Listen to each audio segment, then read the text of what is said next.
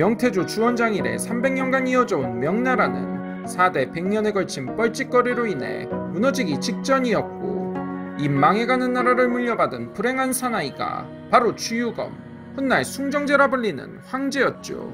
17년간 고군분투했으나 끝내 시대와 자신의 한계를 극복하지 못한 명나라 마지막 황제 숭정제에 대한 이야기 지금 시작합니다. 숭정제는 명나라 14대 황제 태창제와 그의 소실 숭여 유씨의 아들로 태어났습니다. 그의 생모는 어릴 때 세상을 뜨는데 명사에선 태창제의 미움을 받아 쫓겨나 사망했다고 하지만 태창제의 광증에 의한 타살이 정설이었습니다. 아버지 만력제의 미움을 사 늘 불안했던 태자 시절 태창제는 조선의 사도세자처럼 발작을 일으키는데 숭여 유씨는 이런 황태자의 타겟으로 시달리다 변을 당한 것이었습니다. 늘 생모를 그리워해 그 무덤이 어디 있는가 물어보는가 하면 측근에게 은자를 줘 몰래 제사를 지내게 했다는 등 여러 일화가 전해집니다. 형 천계제는 1622년 주유검을 신왕에 봉하고 자신처럼 무식하지 말라며 철저히 공부를 시켰고, 본인도 열심히 학업에 임해 상당한 교양과 지식을 쌓지만 때는 위충현이 날뛰는 시대, 그의 총명함은 도리어 그를 위험하게 만듭니다.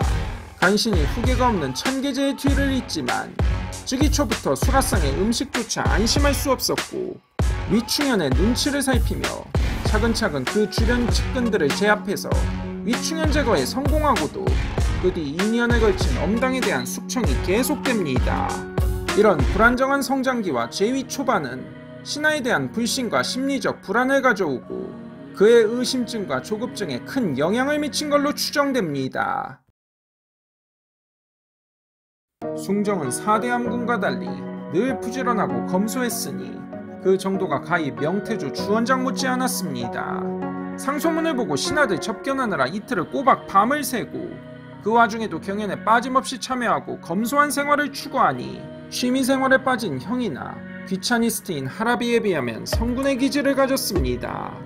그러나 그 옛날 독일의 한 명장이 이르길 부지런한데 멍청한 지휘관이 최악의 지휘관이라 했으니 그는 부지런했으나 현명하진 못했고 현실을 극복할 뚜렷한 전략과 비전이 없었으며 거기에 매사 성질이 급하고 인내심이 부족해 일을 망치기 일쑤였으니 그의 단점은 장점을 모조리 씹어먹고도 남음이 있었습니다.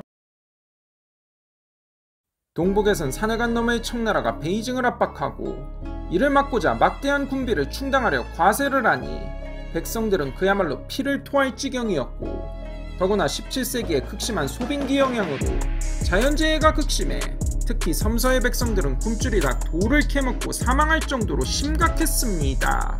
섬서성을 시작으로 전국 각지에서 1620년 후반부터 반란군이 봉기해 각지를 떠돌며 휩쓸기 시작합니다. 남에선 반란군, 동북에선 청과 대치하며 군사비는 더욱 늘고 백성의 민심도 그만큼 나락이 되어 더 많은 반란군으로 돌변하니 그야말로 환장의 사이클이었죠.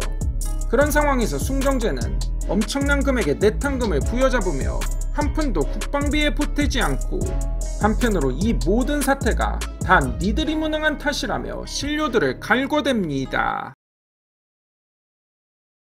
명장 원숭안의 처형에서 알 수 있듯 신하들에 대한 숭정의 불신은 매우 심각한 수준으로 17년 제2기간 동안 50명의 내각을 바꾸고 병부상서 14명, 총독 11명, 순무 11명이 파면당하거나 처형당합니다. 이런 엄벌주의는 당연히 효과가 없었고 관료들의 복지부동은 심각한 수준에 이릅니다. 그럼에도 원숭안 사후에 홍승주, 손전정 등의 명장들이 있어 청과 반란군을 상대하지만 조급한 숭정은 늘 군사작전에 개입해 사태를 악화시키니 홍승주는 1642년 송산에서 패해 청의 포로가 되고, 손정정은 1643년 이자성의 반란군과 싸우다 전사해버립니다. 그렇게 반란군과 청나라는 점차 세력을 확대해 명나라 수도 베이징을 향해 레이스를 시작합니다. 섬서성의 역졸 출신 이자성은 본래 명나라의 군인이었지만 제대로 된 보급을 받지 못하자 불만을 품고 1629년 반란을 일으킨 뒤 세력을 넓혀 개봉 양양을 함락시키고 1644년 1월 시안에서 황제를 자칭하며 대순을 세워 북상하니 마침내 베이징까지 쳐들어옵니다.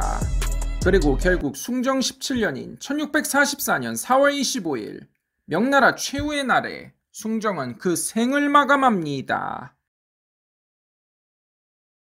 창의문을 돌파한 반란군이 자금성에 난입하자 숭정은 황후와 후비들에게 자결을 명하고 자기 손으로 공주를 참살한 뒤 자금성 뒤편에 있는 매산에 오릅니다. 그리고 정상인 수왕정에 이르러 스스로 목을 메어 자결하니 향년 34세였습니다. 이렇게 명나라는 역사 속으로 사라져버리죠. 마지막에 그는 자신의 잘못으로 나라가 망했다면서 책임을 통감하지만 한편으론 신하들을 원망합니다. 나는 열심히 했지만 니들이 나를 잘못 보필했다고 말이죠. 그러나 그는 유능한 신하들을 의심했고 대국적인 안목이 부족해 늘 일을 망쳤으니 모든 것은 그에게서 비롯됐습니다. 그는 분명 이전의 황제들과 달랐으며 제대로 된 나라를 계승해 정상적인 통치만 했다면 그럭저럭 괜찮은 황제로 남았을지 모를 일입니다. 그러나 시대는 비상한 리더십을 원했고 이를 발휘해도 나라가 제대로 굴러가기 힘든 상황이었죠. 지도자의 한계와 결점을 커버해줄 만큼 시대는 녹록치 않았습니다. 그는 결국 자신의 한계와 시대의 한계를 넘지 못해 대명왕조와 함께 산화해버리니 비극적인 한 시대가 마감되고 새로운 시대가 도래하게 됩니다. 명나라 마지막 황제 숭정제의 일생이었습니다. 이만 마치겠습니다. 시청해주셔서 감사합니다.